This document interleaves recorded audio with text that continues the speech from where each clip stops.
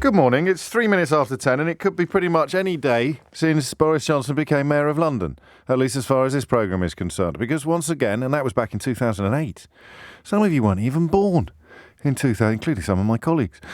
And how many times since then have we turned our attention to the question of either how does he keep getting away with it? 03456060973. Is this the end of the line for the most scandal-ridden politician in living memory? 03456060973. Why do people keep enabling him and facilitating him? Why do people like Dominic Raab keep debasing themselves on national television and radio in defence of somebody who is clearly and incontrovertibly indefensible? 03456060973. I could go on. In fact, I frequently do, and today I probably will. But the question remains the same. This is this is off the scale. I'm afraid, asking the question again. Don't hold me to this. You know what I'm like. I say something like this on a Tuesday, and by Friday I've forgotten.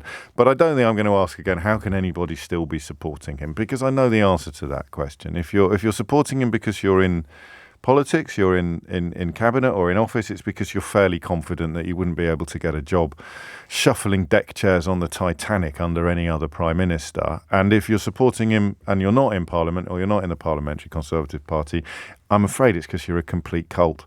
There's no two ways about that anymore. You've fallen for some bizarre personality cult, and you have debased yourself and denied reality and lied to yourself now, probably originally about the reality of Brexit. You certainly weren't lying to yourself or debasing yourself when you voted for it, but now that you can see exactly what it is that was in the box you bought, and it's a load of rancid old tat, you are desperately trying to convince yourself that you haven't bought a load of rancid old tat, and that all those people you spent years being rude about were completely right all along. You have to keep supporting Boris Johnson, because the alternative is to look that reflection in that mirror squarely in the face and acknowledge exactly what has been done to you. And that might sound a little unkind, but I do feel a modicum of sympathy for you still. But the question of how can you still be supporting this man, this serial philanderer, this blatant liar, this pathological deceiver, this despicable individual, how can you still be supporting him? That question isn't interesting anymore.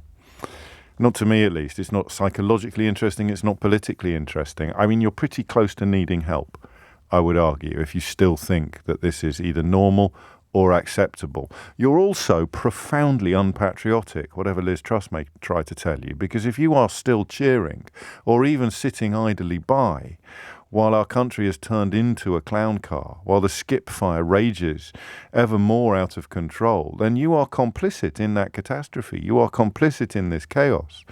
You are part of it, and you are culpable. And yet you sit there claiming that the people who are desperate to see an end to this self-inflicted misery and these myriad catastrophes and these egregious scandals, somehow they're the ones that are not prioritising their country above personal advancement, personal interest or ambition, or, of course, just petty political point scoring.